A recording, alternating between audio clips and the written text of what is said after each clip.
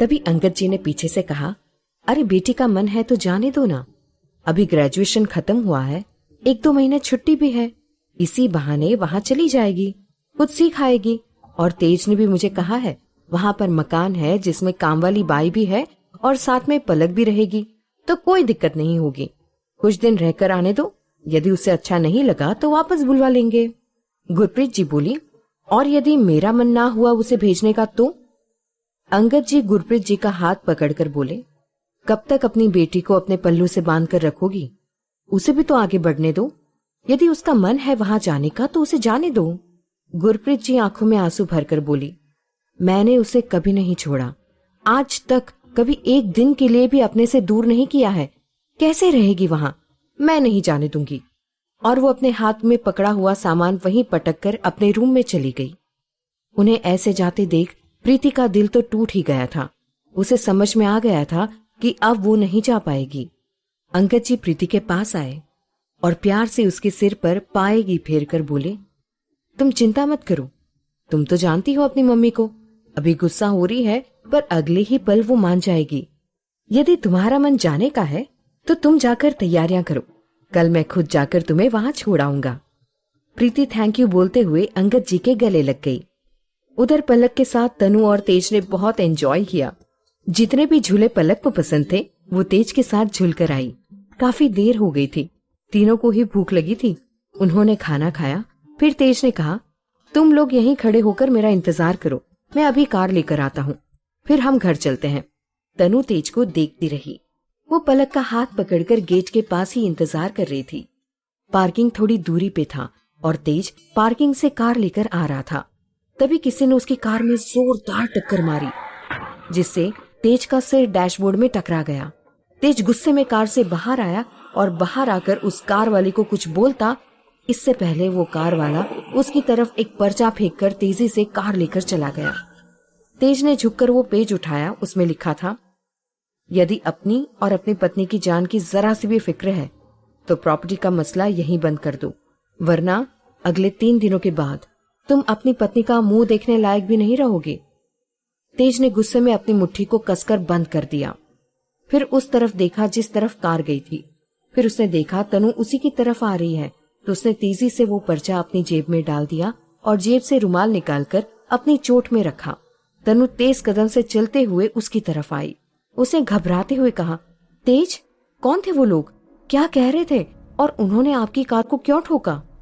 फिर उसने तेज के हाथों से रुमाल ले लिया और तेज की चोट से बहने वाला खून को पोंछने लगी। तनु की आंखों में भी आंसू दिखाई दे रहे थे।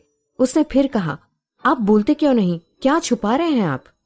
तेज ने मन में कहा, पता नहीं इसे कैसे पता चल जाता है कि मैं कुछ छुपा रहा हूं। मेरा झूठ तो ये ऐसे ही पकड़ लेती है। फिर तेज ने कहा, पता नहीं कौन थे वो लोग, गलती से उन्होंने मेरी कार को ठोक दिया, शायद नशे में थे। मैं कुछ कहता इससे पहले वो चले गए। तेज ने एक नजर अपनी कार को देखा, फिर उसने तनु से कहा, चलो हमें घर जाना चाहिए। तनु अभी भी वहां खड़े होकर तेज को एकटक देखे जा रही थी और समझने की कोशिश कर रही थी कि उन लोगों ने कार को टक्कर क्यों मारी। तेज की तो किसी से दुश्मनी भी नहीं थी। तेज ने पलक को गोद में लिया तो पलक ने प्यार से पूछा, मम्मी रो क्यों रही है और आपको क्या हो गया है? तेज पलक के गालों पर पप्पी लेते हुए कहा, कुछ नहीं मेरे बच्चे, देखो मैं तो बिल्कुल ठीक हूँ, और ये जो तुम्हारी मम्मी है ना, पता नहीं किस टेंशन में खड़ी है। चलो हम लोग तो आइसक्रीम खाएंगे। और तेज ने पलक को कार में बिठा दिया। तनु भी कार में सामने बैठ गई, पर उसे पता नहीं क्यों मन ही मन बहुत घबराहट हो रही थी। तेज ड्राइविंग सीट पर बैठा। उसने एक नजर तनु को देखा। अभी भी तनु के चेहरे पर टेंशन लग रही और तेज उसे कुछ भी बताकर परेशान नहीं करना चाहता था। उसने धीरे से तनु के हाथों को पकड़ा और कहा, मुझे कुछ नहीं हुआ है और ना ही कभी होगा। प्लीज तुम इस तरह मेरी चिंता मत करो, ज्यादा टेंशन लेना तुम्हारे लिए ठीक नहीं है। तनु ने अपनी गीली आंखों से तेज की तरफ देखा और कहा, आपके और मोहित के अलावा अब कोई नहीं है मेरा। आप दोनों में से किसी को भी कुछ भी हुआ तो मैं जी नहीं पाऊंगी। मैं जानती हूँ ऐसा कुछ है जो आप मुझसे छुपा रहे हैं, इतनी भी कमजोर नहीं हूं मैं। तेज ने उसके गालों पर ढुलक आए आंसू को पोंछते हुए कहा, तुम रोती हुई बिल्कुल अच्छी नहीं लगती हो। प्लीज कुछ भी नहीं हुआ है, बस छोटी सी खरोच है। देखना कल तक मैं ठीक हो जाऊंगा। और उसने तनु को खींचकर अपने गले से लगा लिया। कुछ देर ऐसे ही रहने के बाद उसने उसे अपने से दूर किया और मुस्कुराते हुए गालों को छुआ। वहीं पलक रोड के उस पार अपने मम्मी पापा के हाथ को पकड़े हुए चलते एक बच्चे को बहुत ध्यान से देख रही थी। कार में क्या हुआ है उसे तो पता ही नहीं चला। बस उसके एक छोटे से दिल में यही था कि उसके मम्मी पापा वापस आ जाएं। वैसे तो उसने अपने दिल की तसल्ली के लिए तनु और तेज को ही मम्मी पापा बुलाना शुरू कर दिया था, पर सच कहें तो वो भी जानती थी कि नानू के आने के बाद उसे फिर नानू के साथ ही रहना है। फिर तेज ने कार को घर की तरफ मोड़ दिया, पर पलक मुड़कर उस बच्चे को तब तक देखती रही जब तक वो आंखों से ओझल नहीं हो गया। वहीं तनु का दिल अभी भी बहुत घबरा रहा था। वो जानती थी तेज ने उससे कुछ छुपाया है। उसने तेज की तरफ सिर किया। तेज की खूबसूरत आंखों में उसे एक बेचैनी नजर आ रही थी। उसके बाल भी बिखर कर उसके माथे पर आ चुके थे।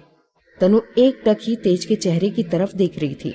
तभी अचानक तेज ने कार साइड में रोकी और तनु की तरफ देखकर कहा, लगता है किसी को आज मैं बहुत हैंडसम लग रहा हूं। उसकी तो नजर ही नहीं हट रही मुझ पर से। फिर उसने मुस्कुराकर तनु को देखा तो तनु भी जवाब में मुस्कुरा दी। तेज ने मुड़कर पलक से कहा, पलक आइसक्रीम खाना पसंद करोगी? पलक जो खिड़की से बाहर के नजारे देख रही थी उसने खुश होकर कहा, हाँ खाना है, वो भी चॉकलेट वाली। तेज ने मुस्कुराकर तनु को देखा और कहा, तुम्हारे लिए तुम्हारी फेवरेट चॉकलेट वेनिला कोन लेकर आऊंगा। तेज कार से बाहर निकलने लगा तो तनु ने उसके हाथ को पकड़कर कहा, पहले हमें डॉक्टर के पास चलना चाहिए। आपकी चोट को दिखा देते हैं, फिर हम आइसक्रीम खा लेंगे।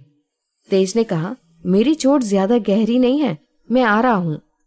फिर वो आइसक्रीम पार्लर की तरफ चला गया। तनु ने उसे देखकर मन में कहा, कैसे आपको समझाऊं, मुझे बहुत घबराहट हो रही है। मैं आपको एक पल भी अपने से दूर नहीं कर सकती।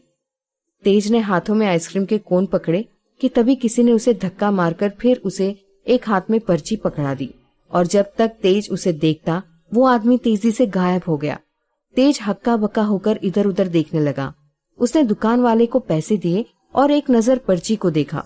उसमें लिखी बातों को पढ़कर तेज को गुस्सा आ गया। फिर उसने पर्ची को चुपचाप अपनी जेब में रख दिया। तेज दूसरी आइसक्रीम लेकर पलक और तनु के पास आ गया था। उसने तनु और पलक को आइसक्रीम पकड़ाई और कार को राजवीर के घर की तरफ मोड़ दिया। तेज अभी भी गहरी सोच में डूबा हुआ था। उसने मन में कहा, मुझे किसी भी तरह तनु को दिल्ली से बाहर भेजना है। जिस तरह से ये लोग परेशान कर रहे हैं, तनु को बहुत खतरा है। राजवीर के घर पहुंचकर गुरप्रीत जी ने पलक को अपनी गोद में उठा लिया और कहा, कहाँ थी मेरी राजकुमारी? आज तो आपने हमारे साथ खेला ही नहीं। पलक ने अपने नन्हे हाथों से उनके चेहरे को पकड़ा और पप्पी लेते हुए कहा, प्यारी दादी चलो हम अभी खेलेंगे। और वो गुरप्रीत जी के साथ चली गई। अंगद जी मुस्कुराकर गुरप्रीत जी को देख रहे थे। राजवीर अभी हॉस्पिटल से नहीं आया था। अंगद जी ने तेज और तनु को रूम में जाने को कहा। तनु ने अंगद जी से पूछा, शिल्पा तो दोपहर तक आ जाने वाली थी, पर अभी तक क्यों नहीं आई? अंगद जी बोले, हाँ डॉक्टर ने उसे शाम तक रुकने को कहा था, इसलिए बस वो आते ही होंगे। तब तक तुम दोनों आराम करो। उन्होंने प्रीति को आवाज लगाकर तेज और तनु के लिए चाय और नाश्ता बनवाने को कहा। दोनों अपने रूम की तरफ चले गए।